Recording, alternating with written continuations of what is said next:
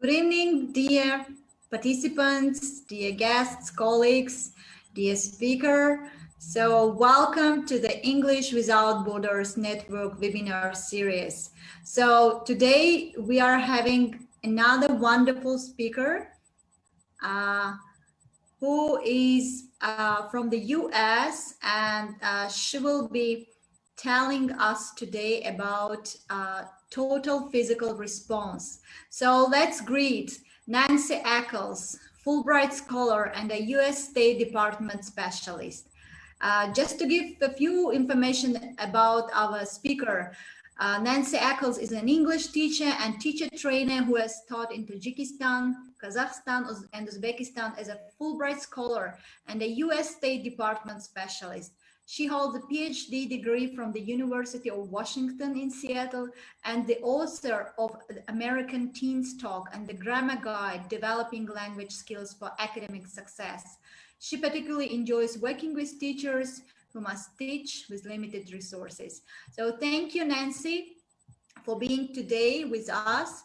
And just to remind, we are having a Zoom conference with Nancy Ackles, and also this session is being live streamed on Facebook. So dear participants, if you have any questions to our speaker, please use the chat box and we will address those questions to Nancy after her presentation. So thanks again. And Nancy, please, the floor is yours. Thank you. I'm very glad to be here. I think I'll say one quick thing. Nasiba mentioned that I wrote American Teens Talk, which you can get for free on the US State Department American English site. But you know, that began because I was in Tajikistan. And one of the teachers said to me that what her students wished they had was a book of stories about American young people. And I couldn't find a book like that. So I decided to write one. I interviewed American teens, and that's how that material became available. So thank you, Tajikistan. You got me started on a good project. Now, I am not going to do PowerPoint very much today. If I can share screen, I have a very, very short PowerPoint. Let's see if I can make it work. Come on, where's, I can't get slideshow. Help, help, help. Can you see? I'm sorry, the directions are hiding the things I need. There. Can you see that? Okay. It just, total physical response. And I have 2 slides, and then I'm going to just talk to you, because total physical response is physical. You need to be able to see my hands.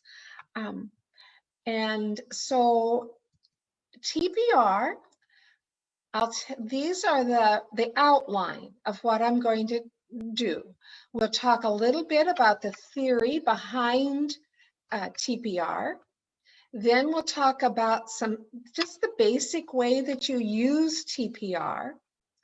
And then I'll talk about using TPR in minimal resource classrooms, if you don't have a lot of equipment. Then using hand TPR, which is very helpful in many situations. Some limits of using TPR. TPR with students who have special needs. And then last, just a little bit about your role as a teacher. So first, a short bit of theory behind TPR. TPR, total physical response, was developed by James Asher. He was a professor of psychology, and he really was doing this in the 1970s. And it's a comprehension-based approach. A lot of approaches to teaching language emphasize communication, expression.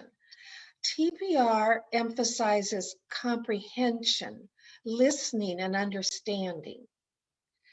It fits very well with Stephen Krashen's theories.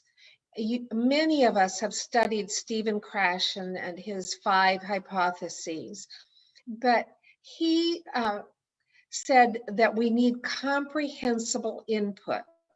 And he's kind of famous for saying what we need is I+1.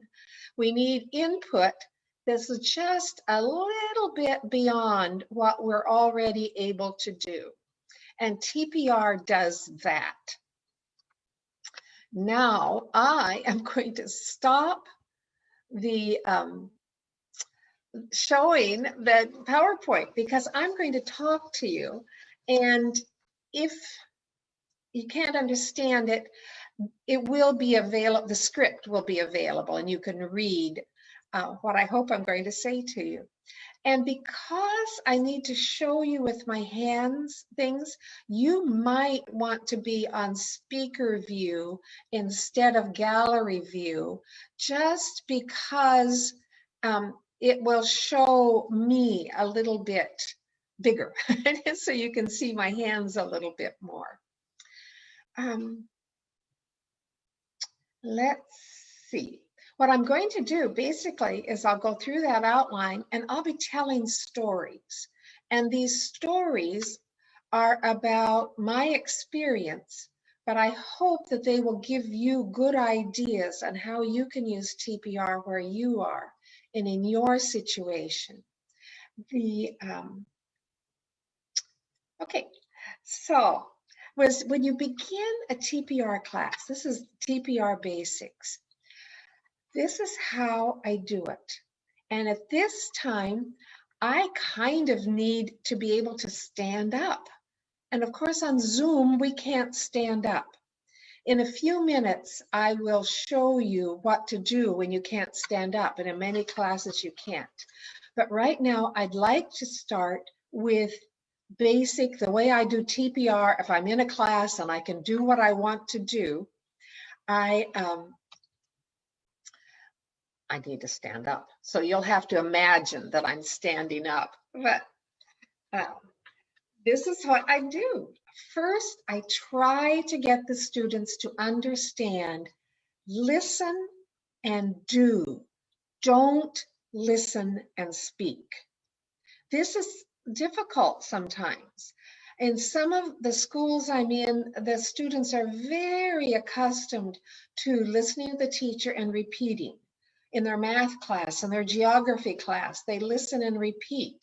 And in TPR, that's not what we do. We listen and do. We don't listen and speak. And so when I can't get them then to listen and do, this is what I do. I say, stand up, and I stand up.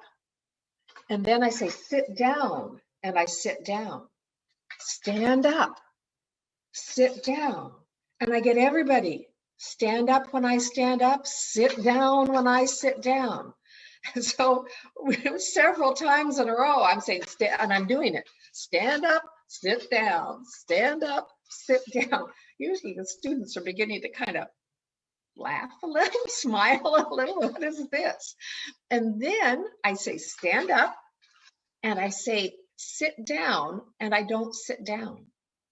And I look to see if they all are obeying the command, even though I didn't do it. And if they are, great. They're listening and doing. So when everybody can stand up and sit down, then I say, stand up, I'm standing up, and then I say, turn around. I can't turn around on Zoom, but I'll say, turn around, and I'll do it. And everybody turns around, and then turn around, sit down, stand up, sit down, stand up. So now I have 3 commands, and I can mix up the order. Maybe I'll say, turn around, sit down, or maybe I'll just say, turn around, sit down. And all the time I'm watching, are the students doing what I say? And if someone's confused, if they sit down, when I say turn around, well, oh no, turn around, and I do it again so they can see. And they're learning to listen and to do whatever I say. And I'm, what can I say? I'm monitoring as I go along to see if they're able to do it. And when I'm pretty sure that everybody understands these 3 commands, then I'll add one more. Maybe touch your nose, or maybe wave your hand. But I'll add one more command and I'll put it into the series. So stand up, wave your hand, turn around, sit down, stand up, sit down, stand up, wave your hand. And everybody's doing what I say. And if anyone's a little bit confused, I just, wave your hand. And I mix them up because I don't want them to memorize a pattern. I want them to do what I'm actually saying. It's important for me to plan my commands before I come to class. I write them down, what I'm going to use, because I can't think of them fast enough to keep everybody going. It just doesn't work. You're probably, for your first class, you're probably going to need 12 commands. As classes get better, you might need 36 commands. They have to be based on things you can do in the classroom. So if your class has books and pencils, pretty soon you can say, pick up your pencil, put down your pencil. And you can add commands using things in your room. And what you're doing also is you're adding vocabulary. Pretty soon, after a lesson or 2, I can start doing things like 1 pencil, 2 pencils. Okay. Takmina, pick up 1 pencil. Takmina, pick up 2 pencils. Takmina, give 1 pencil to Nigora. Nigora, give 1 pencil to Saida. Saida, give 1 pencil to me. Everyone, stand up, turn around, sit down. And I'm beginning to add more vocabulary. Actually, I'm adding a little bit of grammar too. 1 pencil, 2 pencils. And I try to have some commands that are a little bit funny. And that depends on your culture, what's allowed and what, but in many places one of the commands could be make a face. Or sometimes you can say, if it's okay, stick out your tongue, okay? And you add those commands in. And honestly, for me, students begin to laugh a little bit. But there's a serious thing you're doing. You're watching to see if they understand and can do it. And that's a kind of formative assessment. You're checking to see if they understand or if they need more practice. If they need more practice, you give it to them. If they don't, you add another command. Asher, when he developed this method, said that if we just keep doing TPR and we never tell the students to speak, there will come a point when they will begin to speak all by themselves. Just automatically, they will start to speak. Now, you wonder, is that true? I know for sure that it's true, at least in some cases, because in this talk, I'll tell you 2 of them. And here's one. This was my daughter, my younger daughter. When she was 12, she started taking Spanish at school. I didn't know anything about TPR then. And at the parents' meeting in September, her teacher said she would be teaching in a slightly different way. They wouldn't be using the book until spring, but that she promised us our students would learn Spanish. And she said that by the December break, she would be able to tell the students very complicated things and they would understand them. And her example was something like she could tell a student, pick up 2 pens, walk across the room, give 1 pen to Susan, put 1 pen in the green box on my desk. And students could understand all of that and do it in Spanish. Okay, we'll see what happens. Okay, and she did other things too. She sent home little paper labels to put on the things in our house. And for a while, our whole house had these little paper things taped on the walls and things that said, you know, la puerta, la cocina, el baño, you know, all over the house. But one night I was putting my daughter to bed and she said to me, Mama, and then she looked very startled and she said, I just called you Mama in Spanish. Now there's not a lot of difference between Mama and Mama, but she knew that in her head, she knew she had spoken to me in Spanish. Just like Asher said, it had come out automatically with no one telling her to do it. And I have to say that she did learn Spanish. After a while, maybe getting in December, at some point, she said, you know, Mama, I know a lot of Spanish. And I, not being smart about TPR, said, well, say something in Spanish. And she gave me a look and said, it's not like that. She was right. But she went on and she learned Spanish. And by the time she was 12 then, by the time she was 16, she was very fluent in Spanish. And one of the things that Asher said was that if we use TPR, the big thing is it keeps the students interested long enough for them to have some success. And if they have success, then they feel motivated to keep on learning.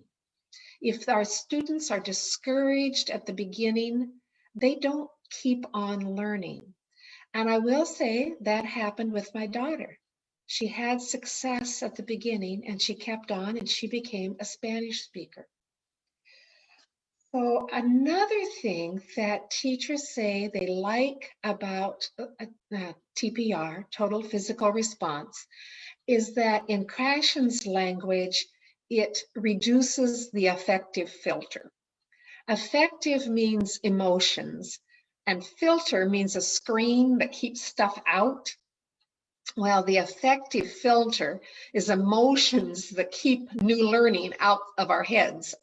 And if we feel anxious, worried, frustrated, stupid, our emotions get in the way and we don't learn. But in TPR, students usually are relaxed. They're not nervous about making a mistake. They're in a group. Everybody's doing it. If they make a mistake, I just show them what to do. There's no reason to be nervous. And so they're kind of open to learning. And then if Krashen is right, that we need lots of input, they are getting lots of comprehensible input. They know what my things mean, because when I say pick up a pencil, I pick up a pencil. They can see what it means. It's comprehensible. So that's kind of the basics of how you do TPR. You just give commands and slowly give your students more and more vocabulary and more actions, and they learn. Now, I'll say that for me, the true Olympic champions of our profession, the real heroes, are those teachers who work with minimal resources. You may have taught in this kind of a place. You probably know some people who teach in this kind of school. I've been in this kind of school in many countries in the world. But you know, the teacher is way up in the mountains or out in the desert or in a very rural area, and they've got a small class, small school. They don't have a lot of books, or sometimes they don't have a lot of paper and pens even, you know. And the chalkboard may be really bad. Maybe there's no electricity part of the time or all of the time. I've been in schools that never had electricity, and might not be any heat in the winter or fans in the summer. It's really not an easy place to teach or study. And those teachers are my heroes because they teach and help students learn. And TPR is wonderful for these situations. You can do TPR with almost no resources. And I'll tell you a story. This is from my life, but it was the time when I saw that I could really teach with no resources. I was visiting a development project in Ethiopia, and it was a hospital. And the hospital wasn't open yet. It was going to open in another week. And the doctors, the nurses, the people who ran the hospital were from the capital city, and they all spoke the national language, Amharic. But many people near the hospital spoke mostly a local indigenous language. And so there were people who had been hired, local people, who were going to work in the hospital. They would clean and cook and help patients. And they would also be health educators to take health information into the community. Well, they didn't have anything to do that week. And I don't know if this happens to you, but for me, everywhere I go, people say, "Oh, Nancy, you're an English teacher. Teach some English." But they don't stop and think that maybe I need some equipment, you know? So they said, "Oh, Nancy, teach them English." And they sent us to a room. It was going to be the waiting room for the hospital. It was a big room with some benches, nothing more. So there we are in this great big room, a concrete floor, some benches. We didn't have books. We didn't have pens. We didn't have paper. We didn't have a chalkboard. We had nothing.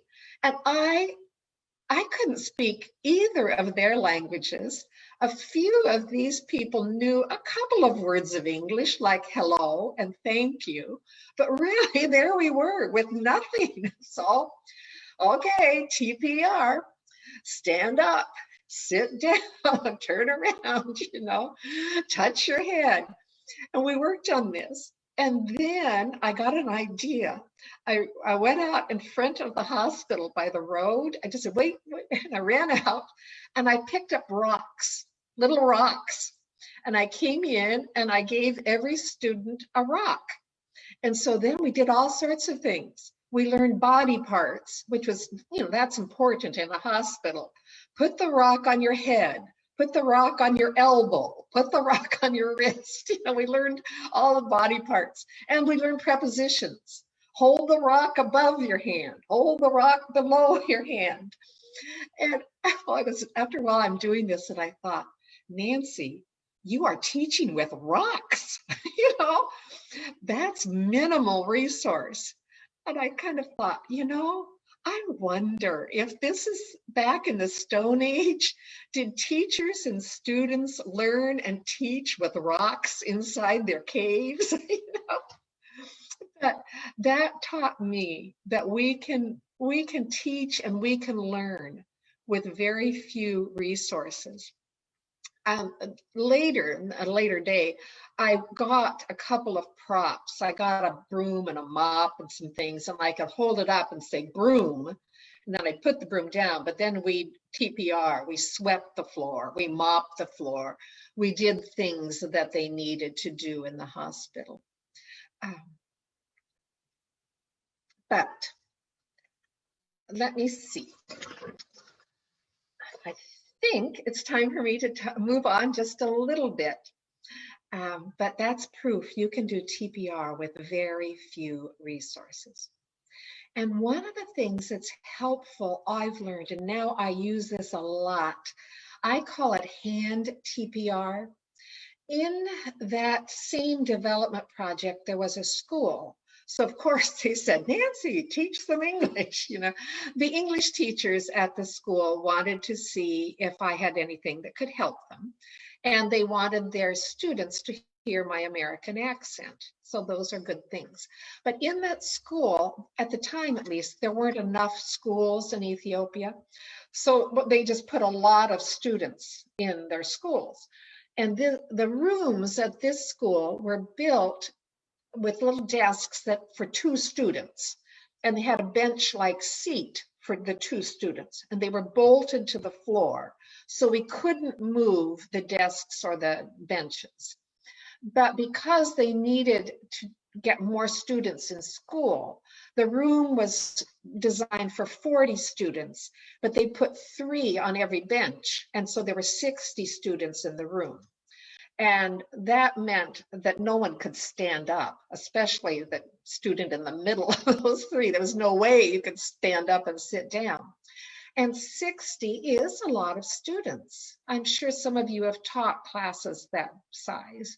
And it's hard to be able to check and see that every student is getting an equal opportunity to learn. So I used hand TPR. And oh dear, I should have brought with me. I forgot. I can run in and get them, but I brought the first day so I could show them a bar of soap. And I said, soap. And I held up a little towel and I said, towel. And then I put them down and I didn't use them. And I told the students, listen and do.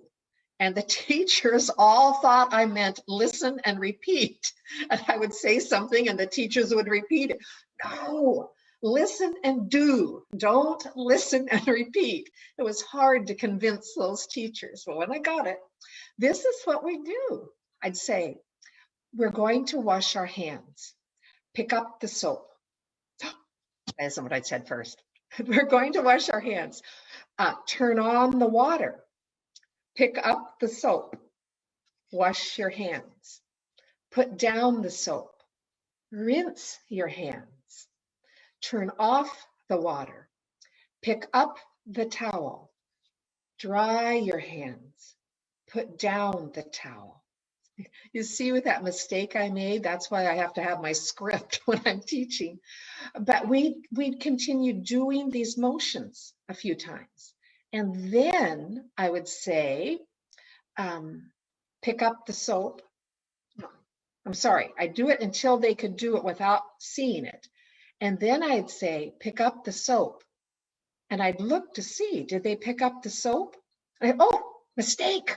I forgot to turn on the water. Put down that soap. Turn on the water. And I'm asking them, I'm mixing up, I'm making mistakes. But what I'm really doing is I'm checking to see if they are doing what I tell them to do, or if they just know how to wash their hands, okay? And so, and I'd say, pick up the towel. Oh, forgot to turn off the water, that kind of thing. And then after we were good at washing our hands, we'd have another sequence. One of them was a candle. Okay, candle, here's my match. Light the match, light the candle. Blow out the match, blow out the candle. Put the match in your pocket, okay? Of course, that was a fun one. I could make a mistake. I could say, light the candle, put the match in your pocket. I forgot to blow out my match, and they'd laugh. But what I'm doing with these sequences is actually teaching a lot of 2-word verbs. Pick up, put down, blow out, turn on, turn off. TPR is wonderful for teaching the 2-word verbs. Now, you can buy some books that have sequences like this. I had a little book that had little pictures of the sequences, but it wasn't very useful for me because you have to use sequences that are part of your student's life. My book had a sequence about catching the bus, but there weren't any buses in rural Ethiopia then. it's silly to try to teach your students how to make coffee if you live in a culture where they all drink tea. You need sequences that match the life of your students. But for me, hand TPR has been a wonderful tool, and maybe it will be for you. If your students aren't at a place where you feel comfortable having them stand up and sit down, well, just do hand TPR and you can teach a lot of English. The students in Ethiopia had already learned English, you know, as elementary students. They were like, a lot of them were 12 years old or something, and they had learned some English in their elementary classes. And it wasn't long before some of them wanted to come up and lead. And I, of course, if they want to talk, we let them talk. So some of the students would come up and they would do that, turn on the water, turn off the water. And as the week goes on, you know, you introduce a new sequence, but every once in a while you go back and do the one that you learned the first day to review. Now, when I talk about TPR, there are some limits. Teachers often ask me if you can do more advanced grammar with TPR, because everything I'm doing is a command, and obviously we don't use just commands when we speak. And people who are very committed to TPR do quite a bit of more grammar with TPR. Truthfully, I think most teachers, after a couple of months or whatever, several weeks, begin to do it with something else. But you can do things like Takmina, walk to the window. Saida, run to the door. Okay, everyone, if Takmina walked to the window, raise your hand. If Saida ran to the window, raise your hand. And you begin to introduce past tense. And they do grammar. But Asher was a psychologist, and he did say that anything you do, eventually students develop adaptation. What he means is they become bored, that they get used to it. It's not as interesting anymore. So I think that most teachers, after a while, begin to use TPR just for some shorter parts of the class. They might do 10 or 20 minutes of TPR at the beginning of a class, and then go ahead and do other activities, use their textbook, do conversation activities.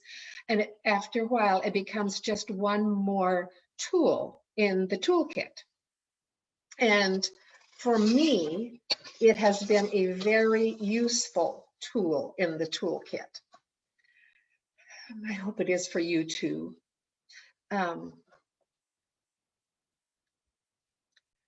Let me see. Well, I think I'll talk now. My next point was teaching English to students with special needs. And I'll tell you another story, but it's where I learned a lot about teaching with TPR for students who have special needs. I was going to a little town in Albania, and my husband was going to be teaching for 2 weeks at a school there. So of course, local leaders said, Nancy, you're an English teacher, teach some English. And I thought, well, of course, I can use TPR. And I was going to have 2 classes a day. And when I got there and met the students, I had a student, I thought, I cannot use TPR. This is the first time it's happened to me. Can you guess? He was blind. Yeah, there was a blind man, and I personally do not know how to use TPR with blind students. Thankfully, he was a university graduate, and he already spoke English quite a bit, knew some English at least, so I could put him in the upper level class, and I used TPR with the lower level.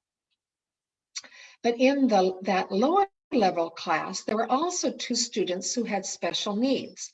One was a young man who had cerebral palsy. I don't know if that translates or if you know that in English, but it's usually from a birth injury. And he couldn't move easily. And it was hard for him to talk in any language because he had trouble with his muscles. And he could, with difficulty, walk 2 or 3 steps, but mostly he used a wheelchair. Well, I was a little afraid about using TPR. I was afraid I would insult him or hurt him if I'm saying stand up, sit down, you know. And then there was another student, a young man, maybe 18, I don't know. He had been a perfectly normal village boy, growing up very normal. And then when he was about 10, one day he was out taking care of the family cow, and somehow the rope from the cow got around his leg and the cow started running. And this poor little boy was dragged across the ground with his head hitting the ground again and again. And after that, he was never completely the same. And people told me, he's not here to learn English. Don't worry, he's not here to learn English. He's just here to be a guide for the blind man. Well, I asked them, well, how does he do speaking Albanian? And I explained that the parts of our brain we use for language are probably different from the parts of the brain we use for some other things. And they said, well, we don't really know because he almost never speaks. Okay, so, but he sat in the lower class and so did the guy in the wheelchair. The two of them sat together on the couch.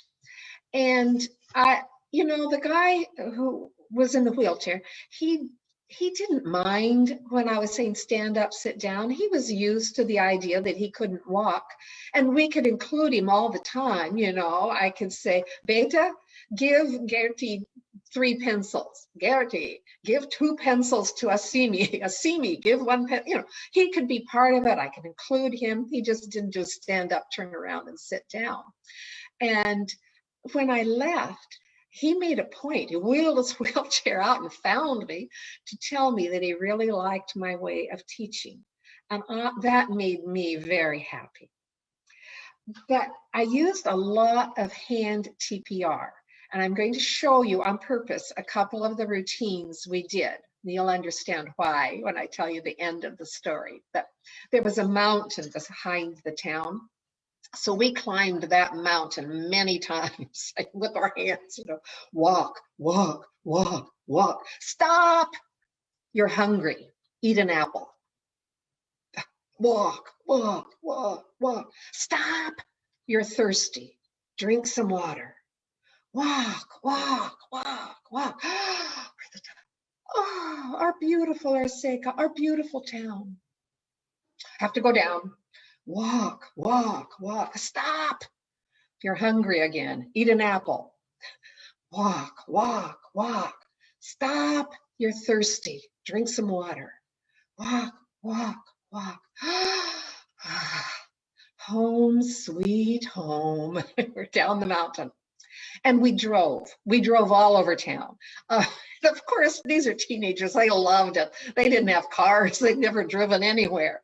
But we'd say, open the door, get in, close the door, put in the key, turn on the engine. Look at all those 2-word verbs, put in, turn on, drive, drive, drive, stop. There's Marco. He wants to go to the supermarket. Open the door. Marco gets in. Close the door. Drive, drive, drive. Stop. There's the supermarket. Open the door. Marco gets out. Close the door. Drive, drive, drive. Stop. There's a Simi. He wants to go to the post office. Open the door. Okay. We drove all over town. Finally we would stop, turn off the engine, take out the key, open the door, get out of the car, close the door. We drove everywhere. Okay.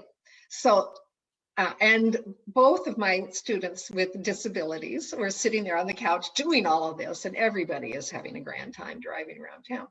So that school where my husband was teaching, the students eat together. And the guy who never talks was there because the blind man was a student at the school. And at the school, they're eating breakfast one day. And there's a man in town whose name is Bob, an American who tried to learn Albanian, but spoke English a lot better. Okay. And he was a grandfather, an old, friendly, kind man. He was kind of the acting grandfather for everybody at the school and for half the people in the little town. Everybody knew and loved Bob. Well, he's at the table with the guy who doesn't speak. And they were having toast, I think. And the guy wanted honey. And Bob, just being playful, you know, he has the toast and he has the honey, and he's, oh, you want honey? Sure, you can have honey. Uh-huh, honey? Yes, yes, you can. He keeps putting honey on the bread. And he's being fun and friendly. It's just a joke, but it's too much honey, you know? And all of a sudden, out of nowhere, the guy who never speaks said, "Stop, Bob." Perfect English. In a perfect, appropriate, communicative way, just like Asher said would happen. It just came out of nowhere. He spoke English. Whoa, you know, it was delightful. And my favorite part of that story is that then the other people around said, now we know that he can learn. We can help him. And I'm telling you that story.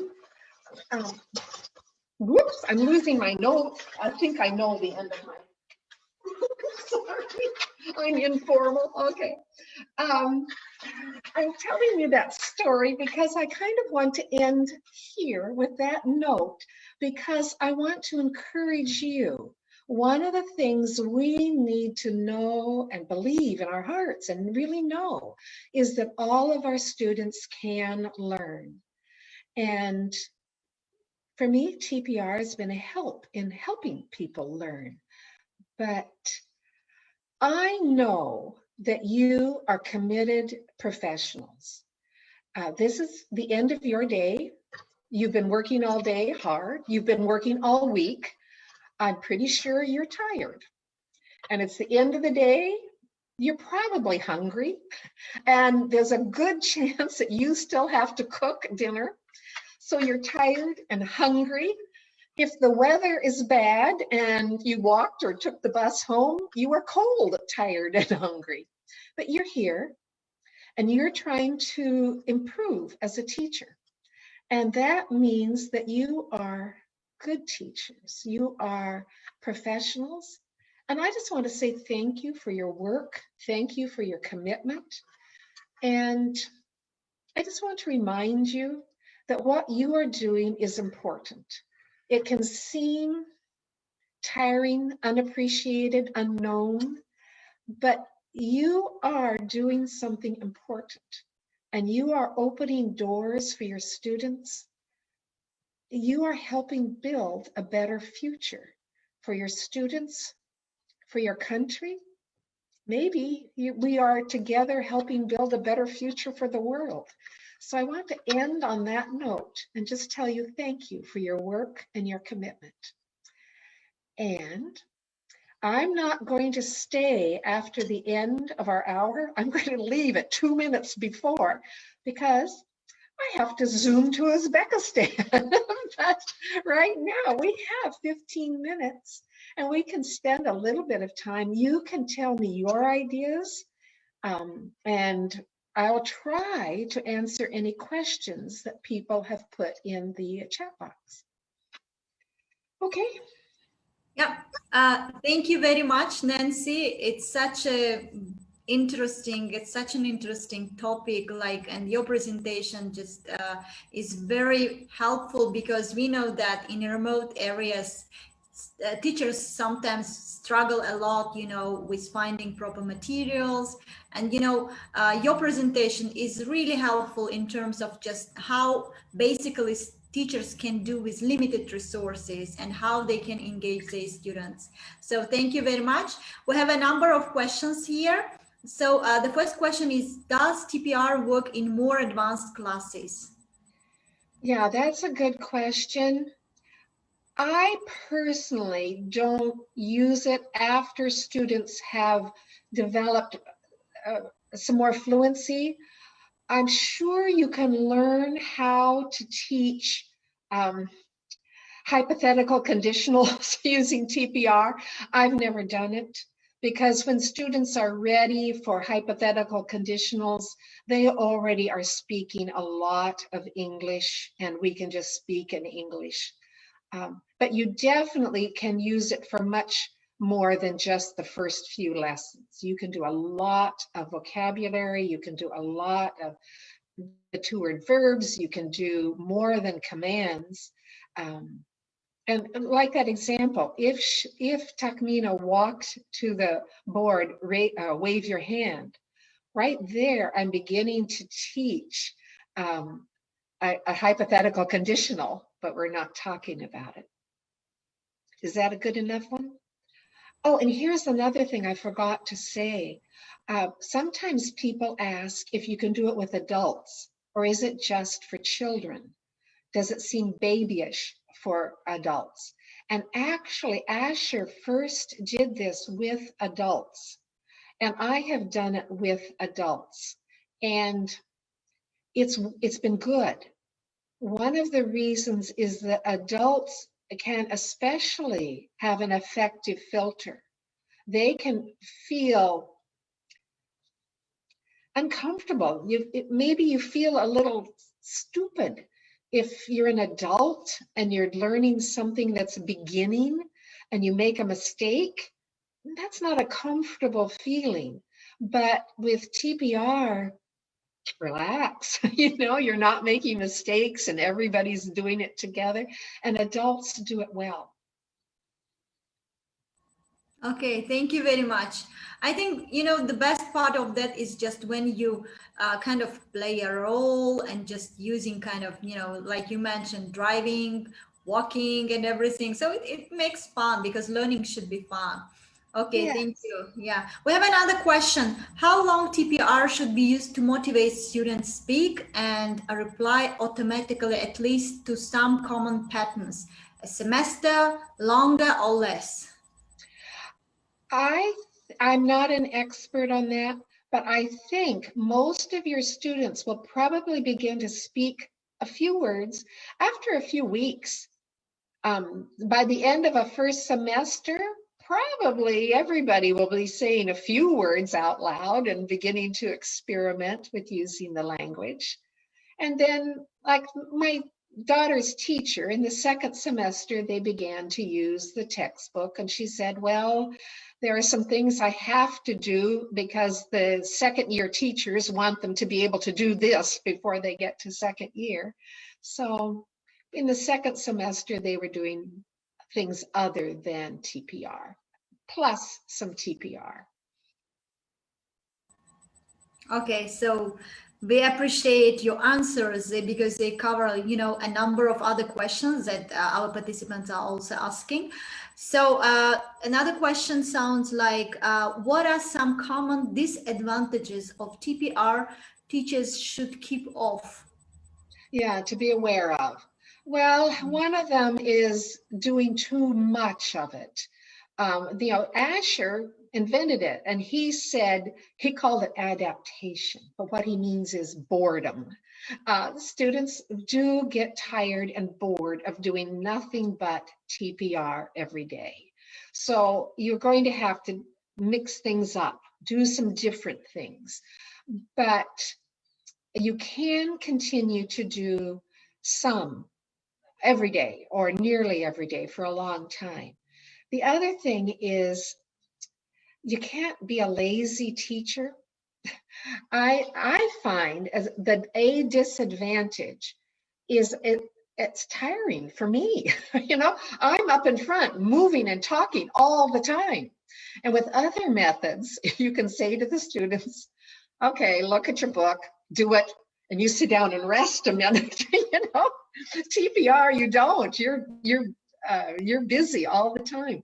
So if you get lazy, and you use the same sequence day after day, that won't work. You have to, and if you don't prepare, if you don't have your commands written in front of you to remind you what you hope to teach that day, the class won't go well. Is that an answer? Does that person want to type in some more to that question? Yeah, I think just, yeah, we have a number more questions, but mostly you covered up many of them. So the last question. So in classes where the author is writing kind of, so in classes where usually the native speaker teaches, students are more submissive, obedient, and probably more interested in learning this TPR. But it is basic teaching for them. But in case of when you have like a perfect accent or just you are a native speaker, does it play a big role in conducting TPRs, or it does not? It doesn't. It really doesn't. But I know some students, and especially their parents, tend to think that a native speaker is a better teacher. And that is not true. Just is not true. And there are several reasons. One is you can be a native speaker and know nothing about teaching. And you won't do it, those native speakers don't do a good job.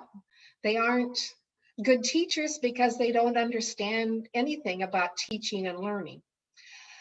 Another reason that native speakers aren't better is that English is an international language.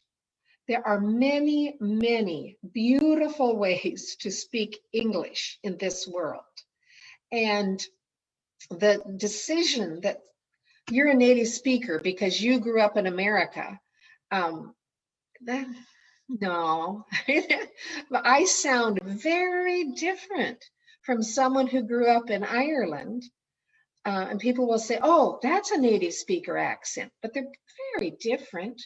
I'm closer to a Central Asian accent than I am to many Irish accents. So all of these ways of speaking English are normal and good. And the other thing is, because you use English as a learned language, you know a lot about learning a language. Now, you should not think, well, all of my students need to learn the way I learned because I learned it was the good way. No, but your experience of working and struggling, you know how hard it is to really use another language, and you can provide a good role model for your students in a way that I can't. Now, sometimes teachers ask me, well, should we be teaching British English or American English? And I say, well, neither. For most of you, the real answer is that you need to teach Central Asian English, Tajik English or Uzbekistan English. And you'll see now in literature and theory, they'll talk about Southeast Asian English or, South African English. And those forms of English are real and valid. So now, I'm an American, so if you want to speak British or American, I say American, but really what you are doing is you're teaching Central Asian English or South Asian English or whatever, Hispanic English. So one more question? So mainly you covered all the questions because some of the questions are very similar to each other. So mostly you covered them. So we have lots of positive feedback on Facebook page as well. So everybody liked your presentation, and we can see here the feedback of participants on Zoom conference as well. So thank you very much, Nancy, for your time, for your effort to make this presentation for our English Without Borders Network members. And we are very happy. Thank you so much for your attention and patience.